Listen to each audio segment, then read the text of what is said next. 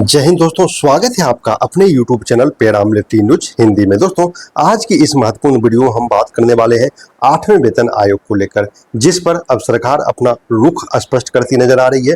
आप लोग को मालूम होना चाहिए, राज्यसभा में सवाल जवाब का दौर शुरू है और भारत सरकार से राज्यसभा में कुछ महत्वपूर्ण सवाल 8वें वेतन आयोग को लेकर पूछा गया, जिसमें महत्वपूर्ण सवाल था कि कितनी बैठक हुई है 8th पे कमीशन का, 8th पे कमीशन आगे क्या कार्रवाई कर रही है, कब तक अपनी रिपोर्ट सौंपेगी, और जो कर्मचारी संगठन से मिल रहे हैं क्या उन मुद्दों को शामिल किया जा रहा है।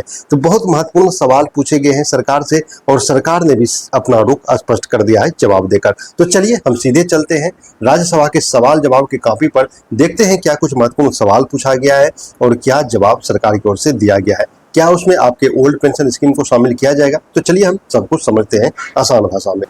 तो जैसा कि आपको स्क्रीन पर दिख रहा होगा, government of India, ministry of finance का डिपार्टमेंट ऑफ एक्सपेंडिचर का ये लेटर है, जो कि 28 जुलाई 2026 का यहाँ पर जारी किया गया है। यहाँ पर देख सकते हैं राज्यसभा का अनस्टार्टेड क्वेश्चन नंबर 1036 है। 8th सेंट्रल पे कमीशन के बारे में यहाँ सवाल पूछा गया सरकार से। सवाल पूछने वाले थे श्री जावेद अली खान जी। इन्होंने यहाँ पर 5 महत्वपूर्ण सवाल पूछे हैं और क्या क्या सवाल पूछा गया है चलिए हम वन बाय वन समझते हैं। तो यहाँ जो पहला सबसे महत्वपूर्ण सवाल है कि कितना मीटिंग अभी तक 8th CPC ने किया है, उसके बारे में जानकारी दीजिए, डिटेल के साथ बताइए। उसके बाद अगला जो सवाल है कि the details of employ union consulted so far union wise, यानी कि अब तक जो भी परामर्श हुआ है तो कर्मचारी संगठन के साथ, उसका आप डिटेल बताइए, यूनियन वाइज उसके बारे में आप जानकारी दीजिए। और अगला जो सबसे महत्वपूर्ण सवाल था कि जो केंद्र कर्मचारी संगठन बार बार अपनी मांग उठा रहे हैं कि अब जो फिटमेंट फैक्टर में जो कैलकुलेशन होता है उसमें 3 के जगह 5 फैक्टर को इंक्लूड किया जाए, 5 यूनिट को इंक्लूड किया जाए 3 के जगह। तो उसके बारे में पूछ रहा है कि ये जो कैलकुलेशन है फिटमेंट फैक्टर के लिए कि 3 यूनिट पहले होता था, अब उसको 5 यूनिट शामिल किया जाए। तो इस पर क्या रुख है सरकार का, इसके बारे में आप जानकारी दीजिए। उसके बाद अगला बोला जा रहा है कि अगर ऐसा है, अगर आप 3 से 5 करने के बारे में सोच रहे हैं जिसमें कि मदर फादर को इंक्लूड किया जाएगा, यहाँ पर आप देख सकते हैं इंक्लूडिंग पेरेंट, तो अगर इसके बारे में विचार है तो सरकार का क्या इस पर विचार है, आयोग या सरकार का उस पर क्या प्रतिक्रिया है, आयोग का या सरकार का, उसके बारे में आप हमें जानकारी दें।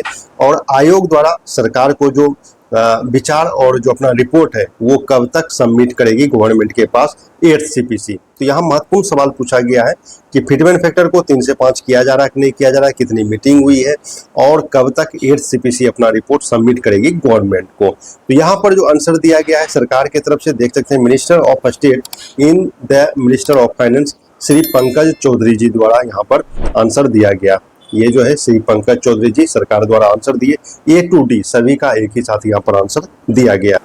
तो यहाँ पर बोला जा रहा है कि सरकार ने 3 नवंबर 2025 को 8th CPC के लेकर टर्म ऑफ रेफरेंस जारी किया था। इस पर हमने डिटेल से वीडियो बनाया है, आप लोग जाके 8th CPC का फुल लिस्ट जरूर वॉच कीजिए। तो टर्म ऑफ रेफरेंस जो है 3 नवंबर 2025 को अधिसूचित कर दिया गया था, सरकार की तरफ से जारी कर दिया गया था, जिसमें यहाँ पर जो 8th CPC को यहाँ पर कार्य करने के लिए उसको जो है कार्य कैसे करना है, क्या करना है, उसको 8th CPC को स्वतंत्र वहां पर छोड़ा गया था कि वो खुद डिसीजन लेंगे, उसका कार्य प्रणाली क्या होगा, कैसे कार्य करेंगे, कैसे मीटिंग करेंगे, उसमें सरकार का कोई हस्तक्षेप नहीं होगा। 8th CPC खुद अपना मीटिंग करेंगे केंद्र कर्मचारी संगठन से।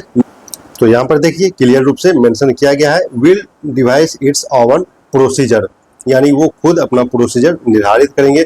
The commission terms of reference do not provide that the commission should keep the government updated on the progress made by it, यानी कि जो भी कार्य कर रहे हैं, विचार विमर्श जो भी 8th CPC का संगठन के साथ चल रहा है, उसमें कहीं नहीं लिखा गया है कि उसका वो अपडेट सरकार को देते रहेंगे।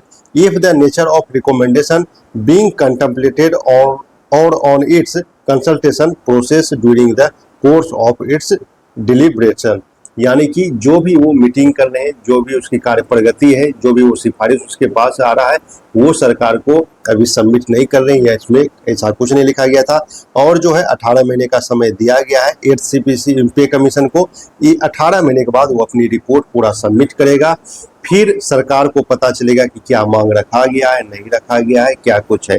तो यानी सरकार यहाँ क्लियर रूप से कुछ कहने से बच रही है, क्या मांग है नहीं है, वो सीधा एचसीपीसी जो पे कमीशन गठित किया है उसके ऊपर डाल दिया है।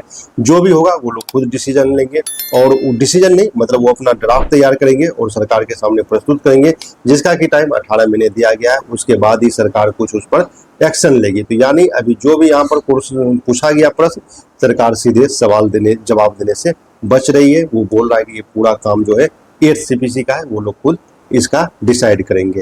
तो दोस्तों इससे क्लियर हो गया है कि सरकार फिटमेंट फैक्टर, वेतन वृद्धि या अन्य भत्तों पर कोई नया फैसला अभी तक नहीं बताया है। जो भी चल रहा है न्यूज पूरा रूमर्स है, आप लोग उस पर कतई विश्वास ना करें। सरकार के द्वारा क्लियर कर दिया गया इन सभी मुद्दों पर अंतिम सिफारिश वेतन आयोग का जो भी है एचसीपीसी की रिपोर्ट आने के बाद ही सामने आएगा। तो फिलहाल सबसे बड़ा यह अपडेट यही है कि सरकार ने राज्यसभा में स्पष्ट कर दिया कि आयोग अपनी रिपोर्ट खुद तय करेगा और 18 महीने के भीतर रिपोर्ट देगा। जैसे ही 8वें वेतन आयोग से जुड़ी कोई नई आधिकारिक जानकारी सामने आएगी, सबसे पहले आपको पैरामिलिट्री न्यूज चैनल की तरफ से अपडेट किया जाएगा। अगर ये आपको जानकारी अच्छी लगी है तो वीडियो को लाइक करें, चैनल को सब्सक्राइब करें। आपका एचसीपीसी लेके कोई सवाल जवाब है तो आप कमेंट में हमसे पूछ सकते हैं, आप अपनी राय रख सकते हैं, साथ ही साथ ओपीएस मुद्दे को लेकर। मिलते हैं नेक्स्ट वीडियो में नए अपडेट के साथ, तब तक के लिए जय हिंद।